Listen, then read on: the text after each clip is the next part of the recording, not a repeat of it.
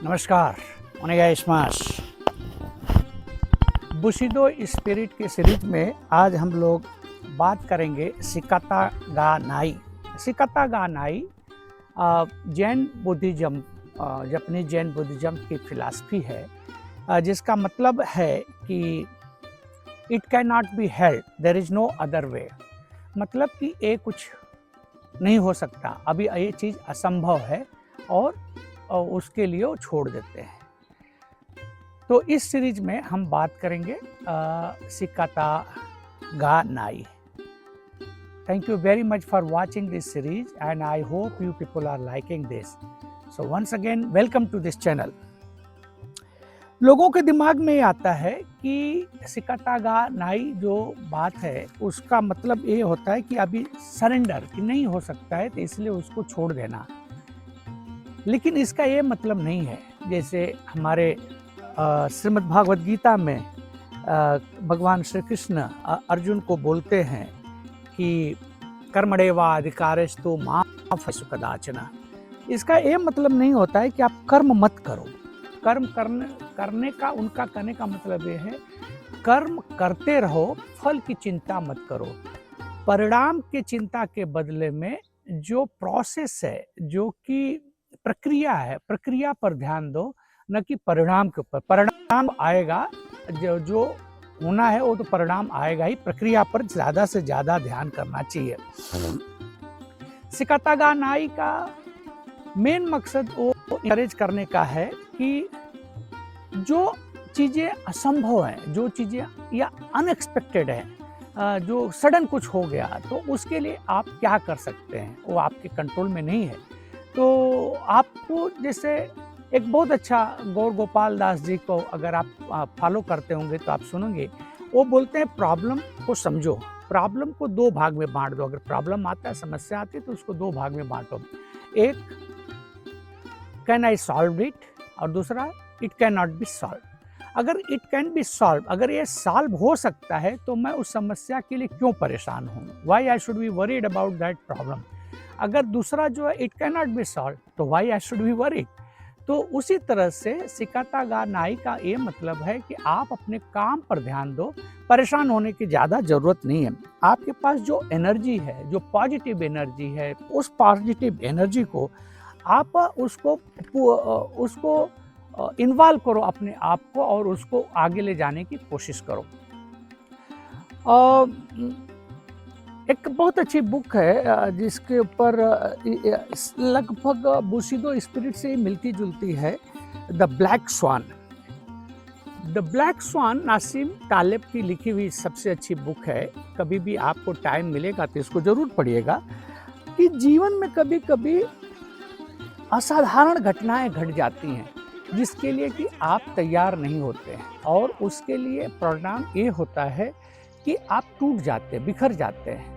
तो black swan जो theory है वो यही बताती है शिकाता गा नाई का कि आप अपना काम करिए और उसको आगे बढ़ने की कोशिश करिए, और सडन कुछ भी हो जाएगा उसको लिए मेंटली प्रिपेयर्ड रहिए। जैसे कभी कभी आप पूरा चीज़ तैयार करके रखें और नेचुरल डिसास्टर हो जाता है, नेचुरल डिसास्टर हो जाता है। आप स्पोर्ट्समैन हैं, आप मार्शल आर्टिस्ट हैं, कभी आपको इंजरी आ जाती है, टूर्नामेंट के लिए आप फुल तैयार हैं, मसल पुल हो जाता है। तो ऐसी घटनाएं सडन अचानक हमारे लाइफ में आ जाती है जिसके लिए कि हम तैयार नहीं होते हैं और वो प्रॉब्लम क्रिएट कर देती है। तो इसके लिए जो है शिकाता गा नाई प्रिंसिपल जो है आपके लिए वो बुशिदो स्पिरिट के लिए सबसे इम्पोर्टेंट मानी जाती है। तो ये जरूरी क्या है कि लाइफ में आप जब भी ऐसी कोई घटनाएं घटती हैं या उसको क्या कर, उसके लिए आपके पास में 3A प्रिंसिपल है। 3A प्रिंसिपल मतलब पहला एक्सेप्ट, उसको एक्सेप्ट कर लो। दूसरा जो है एडजस्ट और एक्ट अगेन। रामचरितमानस की सबसे अच्छी एक चौपाई है, तुलसीदास लिखते हैं, होई है जोई राम रुचि राखा, को कर तर्क बढ़ावई शाखा। अगर आप उसको जानते हैं कि भाई जो है प्रभु के नाम पर छोड़ दो और उससे आपको आपका काम होते जाएगा, आप उसके चक्कर में ज़्यादा ना पड़े, जिससे कि आपको और भी आगे हो जाए। एक बहुत अच्छी घटना घटी है कि हो सकता है कि अगर जो काम आपका पूरा नहीं हो पाता है, तो हो सकता है कि उसके पीछे भी कोई ऊपर वाले की कृपा है। जैसे एपीजे कलाम की एक बहुत बहुचर्चित कहानी है कि एपीजे कलाम बहुत गरीब परिवार से आते थे और उन्होंने अपने बहन का भी ज्वेलरी वेलरी बेच करके किसी तरह फाइनल के लिए ऋषिकेश या हरिद्वार पहुँचे और उन्होंने एयरफोर्स में कुछ वैकेंसी थी और पास नहीं हो पाए और वहाँ पर जब वो नहीं पास हो पाए तो दिमाग में आया कि अब करें क्या, तो उन्होंने सुसाइड करने के चक्कर में पड़े। तो गंगा नदी के किनारे वो घूम रहे थे बेचैनी की आत्मा में, तो उस पार से एक महात्मा ने उनको देखा और अपने शिष्य को बुलवाया अपने शिष्य से और उसको फिर उन्होंने उनको समझाया कि अगर एपीजे कलाम साहब परेशान थे, यंग थे कि अभी हमारे पास कुछ नहीं है, बहन का भी पैसा हमने खर्चा कर दिया, करें क्या।